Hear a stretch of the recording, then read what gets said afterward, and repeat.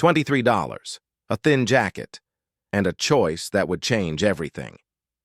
At 5:47 in the morning, billionaire Catherine Stone pulled through her mansion gates and saw something that made her slam the brakes. Her mother, 81 years old, lost to dementia, was slumped against a teenage girl in the snow. The girl was black, homeless, wearing nothing but a long-sleeved shirt.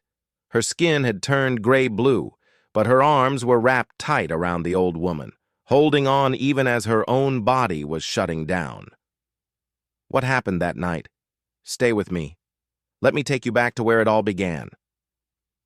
8 hours before Catherine Stone found them in the snow. December in Chicago. The kind of cold that doesn't just chill you, it hunts you. Wind cuts through fabric like it isn't there. The temperature had dropped to 5 degrees and was still falling. Jasmine Brooks walked through Lincoln Park with her hands shoved deep in her pockets. She was 17 years old. She had been homeless for 3 years. That afternoon, the group home had asked her to leave, not because she had done anything wrong, because she had turned 17, and they needed the bed for younger kids. That's how the system works. You age out, you're on your own. Good luck. She had $23 in her pocket, a thin jacket on her back, and in her backpack, one thing she would never let go: her grandmother's blanket. Worn, faded, full of holes, but it still smelled like Grandma Rose, like home, like the only person who had ever loved her. Grandma Rose had worked 2 jobs to keep them fed, cleaned office buildings at night, washed dishes at a diner during the day, but every Sunday morning, no matter how tired she would sit Jasmine down and braid her hair. She would hum hymns while she cooked, even though she couldn't carry a tune. And she would say the same thing over and over until Jasmine knew it by heart. Baby girl, you can lose everything in this world, but don't ever lose your kindness. That's the one thing nobody can take from you. 3 years ago, Rose had a stroke. She died in a hospital bed, holding Jasmine's hand, and Jasmine had been alone ever since. Now she walked through the wealthy neighborhood, past mansions with glowing windows. Inside those houses, families were having dinner, watching television, being together. Outside, Jasmine was looking for a heating vent, somewhere to survive the night. She knew she shouldn't be here. A young black girl with a backpack, walking slowly past expensive homes after dark. That's the kind of thing that gets police called. But the cold didn't give her a choice. Keep moving or freeze. Those were the only options. Then she heard it. A voice, weak, crying, coming from the shadows between 2 mansions. Every instinct told her to keep walking. Getting involved in other people's problems when you looked like her, when you had no address and no one to vouch for you, that was dangerous. That was the kind of thing that could get you arrested. Or worse. But the crying continued. Jasmine found herself moving toward the sound. In the darkness, she saw an old woman, white hair wild around her face, wearing nothing but a thin nightgown and slippers, shaking so hard her teeth chattered. She was clutching a framed photograph to her chest. The glass was cracked. "Ma'am?" Jasmine called out softly. "Are you okay? Are you lost?" The woman turned. Her eyes were clouded, confused. "I need to find my daughter," she said, her voice trembling. "Catherine, she's waiting for me. I'm late. I'm so late." Jasmine's heart sank. She recognized those signs, the confusion, the fear, the way the woman's mind seemed to slip between past and present. Grandma Rose had been the same way in her final months. Dementia. This woman was having an episode, and she was going to freeze to death out here. "What's your name, ma'am?" "Margaret. Margaret Stone." The old woman looked around, panic rising in her face. "I need to find Catherine." "Do you know where you live? Can you tell me your address?" Margaret's face crumpled. Tears spilled down her wrinkled cheeks. "I can't remember. Why can't I remember?" Jasmine looked around. Empty streets, no cars, no pedestrians, no one to help. She pulled out her phone. 15% battery. She could call 911. That was the smart thing, the safe thing. But Jasmine had learned not to trust the police. 3 years on the streets had taught her what happens when a homeless black teenager gets found with a confused elderly white woman who can't explain who she is or why she's there. The cops would ask questions. They would assume the worst. They might arrest her first and sort it out later. She couldn't risk it. But she also couldn't leave this woman to die. "Okay, Miss Margaret," Jasmine said, making her decision. "Let's figure this out together. We'll walk around, see if anything looks familiar." She took off her jacket, her only jacket, the one thing standing between her and the deadly cold, and wrapped it around Margaret's frail shoulders. "But you'll be cold," Margaret said, a moment of clarity breaking through the fog. "I'll be okay," Jasmine lied. "I'm tougher than I look." She took Margaret's arm, and they walked. Slowly, Margaret leaning heavily on her. They tried gate after gate, but nothing looked familiar. Margaret kept talking, her words wandering through time. She called for people who might not be alive anymore. She asked about events that happened decades ago. She called Jasmine Catherine twice. The temperature kept dropping. Jasmine's thin, long-sleeve shirt did nothing against the wind. Her fingers were going numb. Her ears burned with cold. After 30 minutes, Margaret's legs gave out. "I'm so tired," she whispered. "Can we rest?" They were in front of a massive stone mansion, all dark except for security lights. There was a small alcove near the gate, sheltered from the worst of the wind. Jasmine helped Margaret sit down, then settled beside her. That's when she noticed it. A heating vent near the base of the wall, barely giving off any warmth. But it was something. Maybe enough to keep them alive. Jasmine opened her backpack and pulled out the blanket at the very bottom. Grandma Rose's blanket. She had sworn she would never give it away. It was all she had left. But looking at Margaret, so frail, so confused, so cold, she knew what she had to do. She wrapped the blanket around both of them and pulled Margaret close. "What's this?" Margaret asked, touching the soft fabric. "It was my grandmother's," Jasmine said quietly. "She died 3 years ago. This blanket is all I have left of her." Margaret looked at her with sad, knowing eyes. "Then you shouldn't waste it on me." "It's not wasted." Jasmine's voice was firm. "My grandma would want me to use it to help someone. She believed in taking care of people." Margaret reached out and touched Jasmine's face with a trembling hand. "She raised you right. I can tell."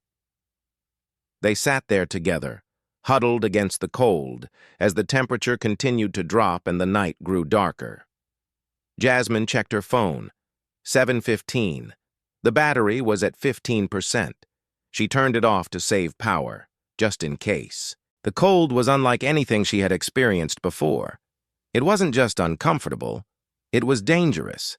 The kind of cold that makes your bones ache, that makes your thoughts fuzzy, that makes you want to close your eyes and sleep, even though you know that sleeping might mean never waking up. But Jasmine stayed awake. She held Margaret close, and she made a silent promise. She would not leave this woman alone, no matter what it cost her. Time moves differently when you're fighting to survive. Every minute feels like an hour. Every hour feels like a lifetime.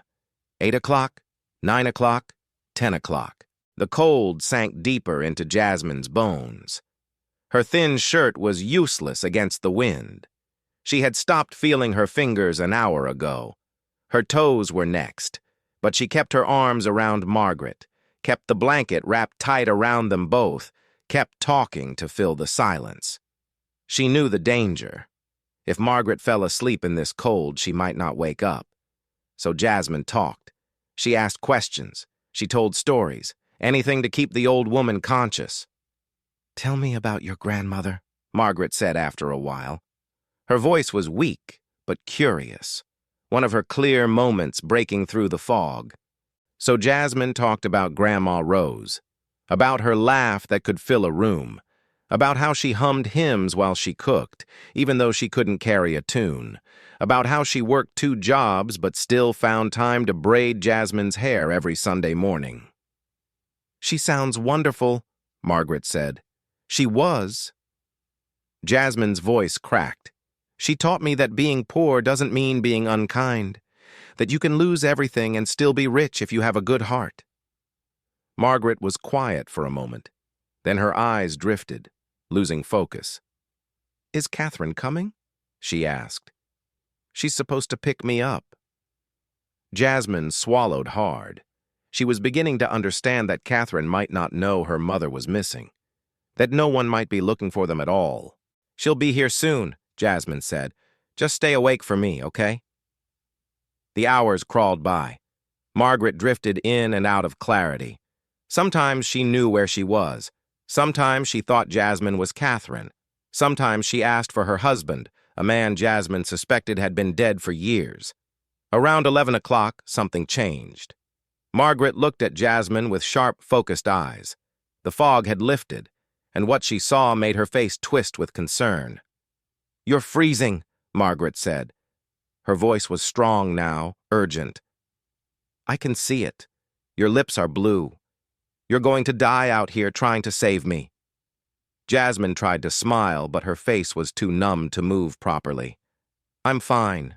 Don't lie to me." Margaret's hand found Jasmine's cheek. Her fingers felt warm against Jasmine's frozen skin. "You could leave. You could save yourself. Why are you still here?" Jasmine thought about that question. Thought about Grandma Rose's words. Thought about the promise she had made at her grandmother's hospital bed, to always stay kind no matter what. "Because someone needed help," Jasmine said simply. "And I was there. That's reason enough." Tears filled Margaret's eyes. "She would be so proud of you," she whispered. "Your grandmother. She would be so proud." Jasmine felt her own tears spill over. They froze on her cheeks almost instantly. By midnight, Jasmine knew she was dying. Her body had stopped shivering. That was the first sign. She had learned enough on the streets to know what that meant. When you stop shivering, your body has given up trying to warm itself. That's when hypothermia becomes deadly. Her thoughts scattered like leaves in the wind. Hard to hold on to anything. Hard to remember why she was here, what she was doing. Her vision blurred at the edges. But she could still feel Margaret against her, still warm, still breathing. That was enough. That had to be enough. Jasmine thought about her grandmother, about her smile, her laugh. The way she used to say, "Baby girl, kindness is the only thing nobody can take from you." She thought about the promise she had made. "I kept my promise, Grandma," Jasmine whispered into the darkness. "I stayed kind. Right to the end." Margaret stirred against her. "Who are you talking to?" "My grandmother," Jasmine said. "Telling her I love her." Margaret's voice was dreamy, distant. "Tell mine I love her too. And my Catherine. Tell them all." "I will," Jasmine promised. Around 2 in the morning, she stopped being able to feel her hands or feet. Her core temperature had dropped dangerously low. She knew, in the part of her brain that could still think clearly, that she was running out of time. But Margaret was still alive, still breathing, still warm because Jasmine's body was between her and the worst of the cold.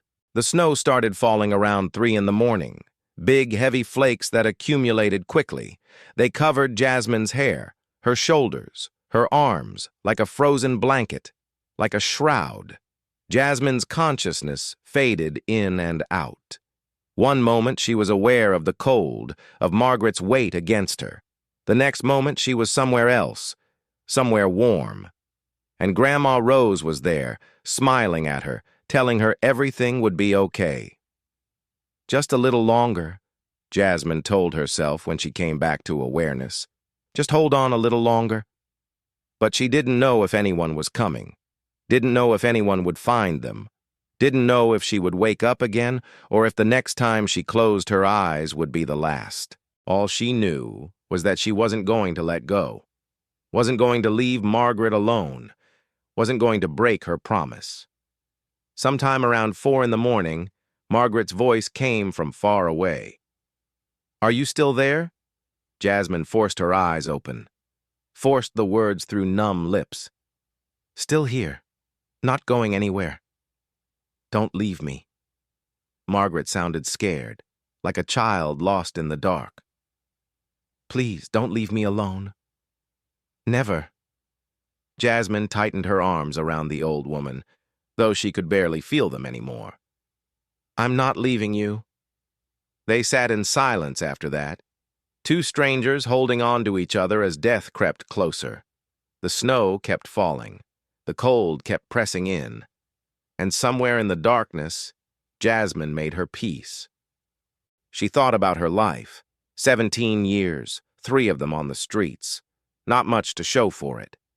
But she had kept her grandmother's promise.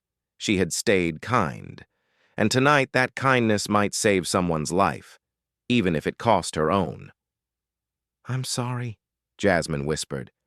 She wasn't sure if she was talking to Margaret or to Grandma Rose or to herself. "I tried." The world went gray, then white, then nothing. She didn't see the headlights. At 5:47 in the morning, a black car pulled through the mansion gates. Behind the wheel, Catherine Stone gripped the steering wheel so hard her knuckles had turned white. 3 hours ago, she had been in New York, a business conference, an important meeting. Then her phone had rung, the security company telling her that the door alarm at her mother's house had malfunctioned. The night nurse had called in sick. The backup system had failed. And her mother was not in her bed. Catherine had chartered a private plane, flew through the night, drove from the airport like a woman possessed. The whole time, one thought running through her head. Please let her be okay. Please, please. Now she was home, and something was wrong. Near the gate, in the alcove by the wall, there was a mound of snow that shouldn't be there, a shape that didn't belong. Catherine slammed on the brakes, threw open the door, ran through the snow in her expensive heels, not caring that she was ruining them. And then she saw white hair, her mother's white hair barely visible under the snow, and wrapped around her mother, holding her tight, was a girl, a teenager. Her skin had turned gray-blue. Her lips were nearly purple. Snow covered them both like a frozen blanket. Catherine screamed, "Mom! Oh my God, Mom!" She fell to her knees, brushing snow away with frantic hands. Her mother was breathing, shallow, but breathing. And the girl's eyes opened, just barely, just for a moment. "She was lost," the girl whispered. Her voice was so faint Catherine had to lean in to hear it. "I couldn't leave her." Then her eyes closed and she went limp. Catherine pulled out her phone and dialed 911. Her hands were shaking so badly she could barely hit the numbers. "I need an ambulance," she said, her voice cracking. "2 people. Hypothermia. They've been outside all night. Please, please hurry." She looked at the girl, this stranger who had wrapped her body around Catherine's mother like a shield, who had given everything she had to keep an old woman alive through the coldest night of the year. The girl's backpack had fallen open. Inside, Catherine could see the contents: a photograph in a cracked frame, a worn journal, and nothing else. No wallet, no food, no extra clothes. This girl had nothing, and she had given it all away. Catherine took off her own coat, cashmere, worth more than most people's monthly rent, and wrapped it around the unconscious teenager. "Hold on," she whispered. "Help is coming. Just hold on." In the distance, she could hear sirens. Jasmine woke up to warmth, real warmth, the kind that sinks into your bones and makes them ache as they come back to life. She was in a hospital bed, heavy blankets piled on top of her. An IV dripped slowly into her arm. Monitors beeped steadily beside her. For a moment, she panicked. Hospitals meant bills she couldn't pay. Hospitals meant questions she couldn't answer. Hospitals meant being in the system again, being tracked, being found. A nurse appeared at her bedside, a woman with kind eyes and gentle hands. "Welcome back, sweetheart," she said softly. "You gave us quite a scare." Jasmine's throat was raw, her voice barely a whisper. "Margaret, is she—" "Mrs. Stone is fine," the nurse smiled.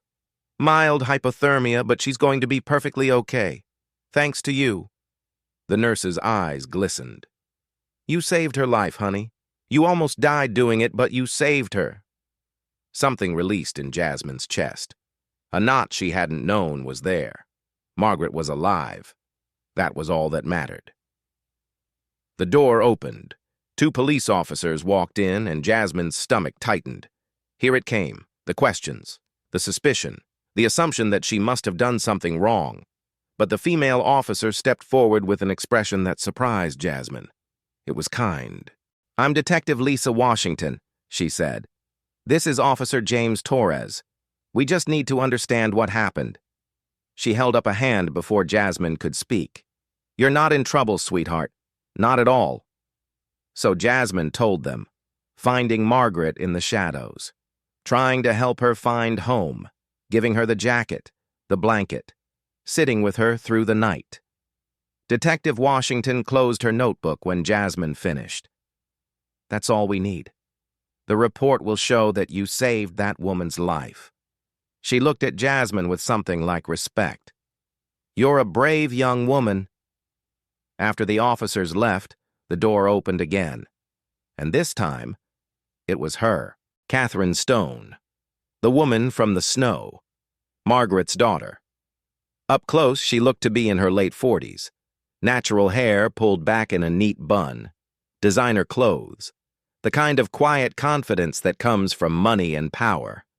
But her eyes were red from crying, and she carried something in her hands. Grandma Rose's blanket, clean now, folded carefully. Catherine sat down in the chair beside Jasmine's bed. For a long moment, she just looked at her. "The hospital staff told me this was all you had left of your grandmother," Catherine said quietly. She held up the blanket. "And you gave it away, to keep a stranger warm." Jasmine couldn't speak. She just nodded. "I watched the security footage," Catherine's voice cracked. "Every minute of it. 8 hours. I saw you take off your jacket for her. I saw you hold her all night. I saw you dying, and you still wouldn't let go." She leaned forward. "Why? Why would you do that for someone you'd never met?" Jasmine thought about the question. The same question Margaret had asked her in the snow. "Because she needed someone," Jasmine said. "And I was there." Catherine was quiet for a long time. When she spoke again, her voice was steady, but her eyes were wet. "Do you have somewhere to go when they release you?" Jasmine shook her head. "No, ma'am, but I'll figure something out. I always do." "No." Catherine's voice was firm. "You're coming home with us." Jasmine stared at her. "Ma'am, you don't have to—" "You saved my mother's life." Catherine cut her off, but her tone was gentle. "You gave everything you had for a stranger. I have a guest room. It's warm, safe, private. You can stay as long as you need." "I can't accept that."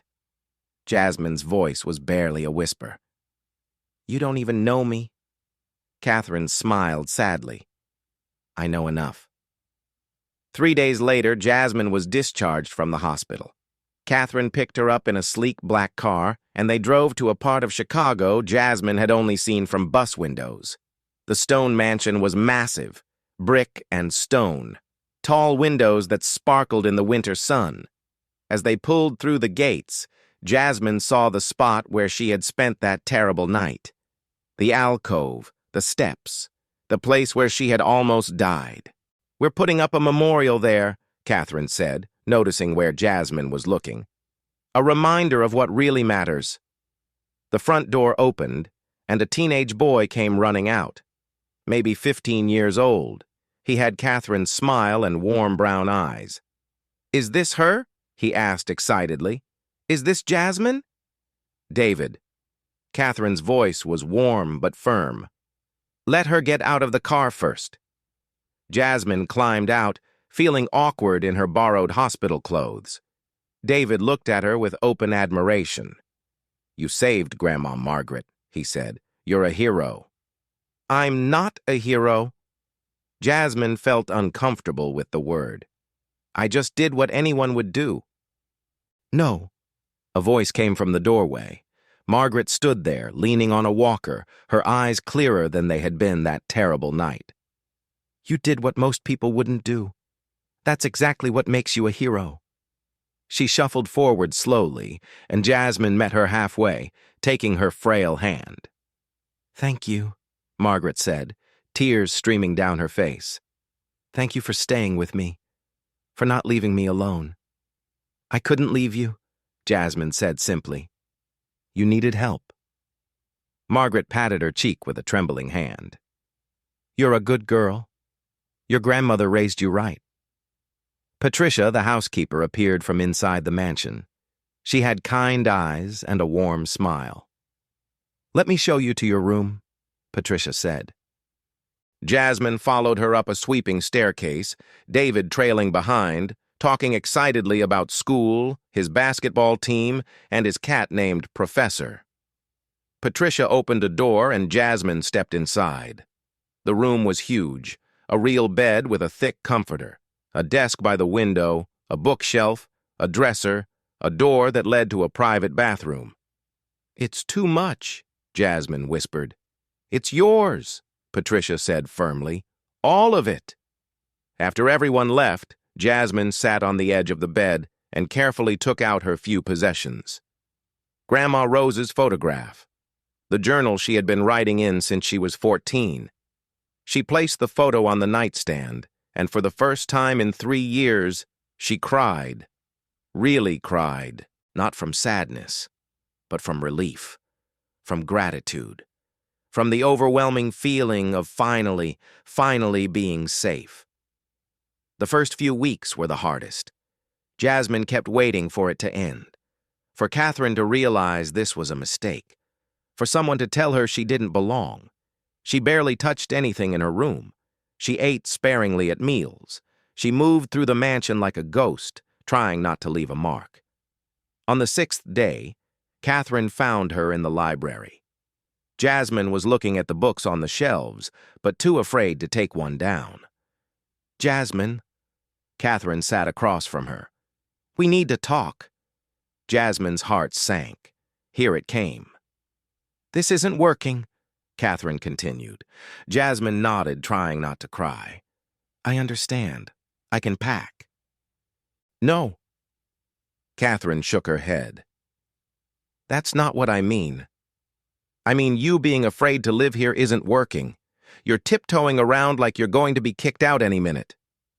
She stood up and pulled several books off the shelf, stacking them on the table in front of Jasmine.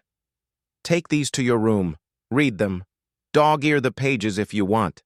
They're just books. They're meant to be used." Catherine sat back down, her expression softer. "I want you to understand something. I'm not doing this out of pity or obligation. I'm doing this because you're family now. This is your home." "How do I know you won't change your mind?" Jasmine asked, her deepest fear, finally spoken aloud. "Because tomorrow we're meeting with a lawyer to start guardianship paperwork," Catherine said. "Because I'm enrolling you in school. Because I'm making you legally, officially, permanently part of this family." She leaned forward. "Jasmine, I'm not a foster parent who took you in temporarily. I'm someone who wants you here, who needs you here. You reminded me what matters. You showed David what real courage looks like." Her voice cracked. "Let me give you what you gave my mother. A chance, a real chance at life." After that conversation, things shifted. Jasmine started taking books to her room, started eating normal portions, started laughing at David's jokes about his basketball team and his cat named Professor. She sat with Margaret on her bad days, reading to her, keeping her company. And slowly, the mansion started to feel less like a museum and more like home. 2 weeks after moving in, Catherine sat Jasmine down with a stack of papers. study guides, college brochures, information about the GED. You left school when you were 14, Catherine said. I want to get you a tutor so you can catch up. Once you pass the GED, we can talk about college. Jasmine stared at the materials. I don't know if I'm smart enough anymore. It's been 3 years. Then you'll relearn. Catherine's voice was simple, certain. You survived 3 years on the streets. If you can do that, you can pass a test. The tutor arrived the next week. Mrs. Rodriguez, a retired teacher with endless patience. They worked every morning. Math that made Jasmine's head hurt. Science she had never learned. History she had forgotten. Some days she wanted to quit. On one of those days, Margaret found her in the library, surrounded by failed practice tests. You look troubled, young lady, Margaret said, one of her rare clear moments. I'm not smart enough. Jasmine's voice was heavy with defeat. I'm going to fail and disappoint everyone. Margaret took her hand. My late husband used to say that courage isn't about not being afraid. It's about being terrified and doing it anyway. She squeezed Jasmine's fingers. You've been courageous your whole life. This test is just one more thing you'll be brave enough to face. The GED test was scheduled for a Monday in April. Jasmine woke up sick with nerves. Catherine drove her to the testing center. Whatever happens today, Catherine said before Jasmine got out, I'm proud of you. That's success, regardless of what some test says. The test took 4.5 hours. Results would come in 6 weeks. 6 weeks of waiting, 6 weeks of waking up at 3 in the morning in a cold sweat. On a Thursday in May, the envelope came. Jasmine stood in the kitchen, staring at it. David appeared at her elbow. Want me to open it? No. Jasmine's hands were shaking. I'm just really scared. You told Grandma Margaret everything would be okay that night, David said. You promised. Jasmine smiled despite her fear. She tore open the envelope. She had passed, 91st percentile overall. I did it, she whispered. I actually did it. David screamed, jumping up and down. Catherine came running. What happened? Nothing's wrong. Tears streamed down Jasmine's face. Everything's right. I passed. I'm going to college. Catherine pulled her into a tight hug, and Jasmine realized it was the first time she had been hugged by a mother figure since Grandma Rose died. That night, they celebrated with Jasmine's favorite meal. Margaret, having a clear evening, raised her glass. To Jasmine, she said, her voice strong, who reminds us what it means to be brave and kind and human. And Jasmine, looking around the table at these people who had become her family, felt something she hadn't felt in years. Joy. 3 years later. Jasmine Brooks stood in front of a lecture hall at Chicago State University. 70 students looked back at her. Future social workers, people who had chosen a career built on caring for others. She was 20 years old now, studying for her bachelor's degree, working part-time at a non-profit that helped homeless youth, and today she was giving a guest presentation about her story. People always ask me why I gave everything I had that night to save a stranger, Jasmine said. Why I risked my life. And my answer is always the same. She looked out at the diverse group of young faces. Because that's what we're supposed to do. That's what makes us human. It's not about grand gestures or heroic moments. It's about small choices made in critical moments, to stay or walk away, to help or ignore, to see people or look through them. After the lecture, a young woman approached, thin, weary, eyes that held too much pain for someone so young. I need help, she said quietly. I aged out of foster care last month. I'm trying to stay in school, but I've been sleeping in my car. Jasmine put a hand on her shoulder. Hey, it's okay. We're going to figure this out together. She looked at the girl with understanding. Have you eaten today? The student shook her head. Tears filled her eyes. Come on, Jasmine said. Let's get you some food first. Then we'll talk about housing and resources. As they walked across campus together, The student asked the question Jasmine had heard so many times before. "Why are you helping me? You don't even know me." Jasmine smiled. She remembered asking Catherine the same thing in that hospital room 3 years ago. "Because my grandmother once told me that you're never poor if you still have kindness," Jasmine said. "And because nobody should have to feel invisible." "I felt invisible for so long," the student whispered. "I know." Jasmine squeezed her shoulder. "But not anymore. We've got you now." That evening, Jasmine drove home to the Stone Mansion. Her home now, truly. David was there, back from his first semester at Northwestern.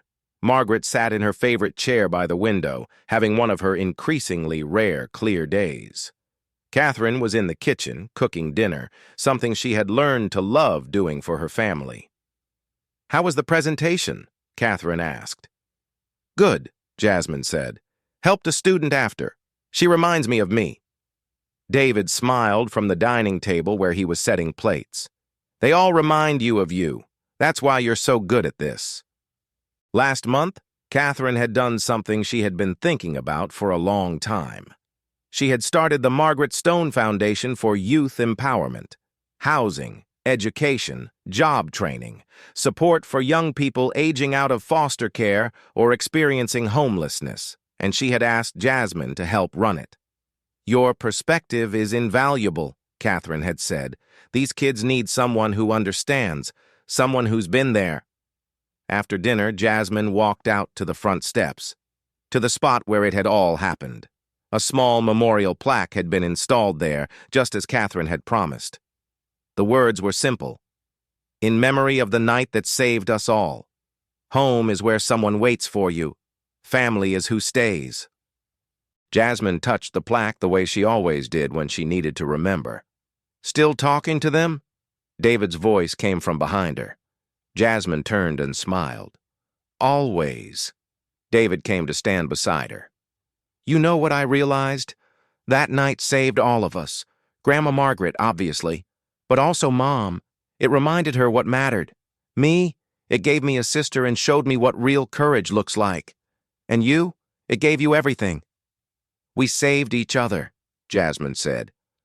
"That's what family does." Inside, Catherine appeared at the door. "Jasmine, dinner's getting cold. We're waiting for you." Jasmine looked back at the plaque one last time. She thought about Grandma Rose, about the promise she had made, about the choice she had faced on that freezing December night. "Thank you, Grandma," she whispered, "for teaching me that kindness changes everything." Then she turned and walked into the warmth, into the light, into the life she had built from one impossible choice on one impossible night. The choice to stay. Before you go, think about this. Every single day you have a choice. When you see someone struggling, someone in pain, someone who has been made invisible, you can walk away or you can stay. Jasmine was 17 years old with nothing to her name, but she chose kindness. She chose to stay, and that one choice changed everything. What choice will you make?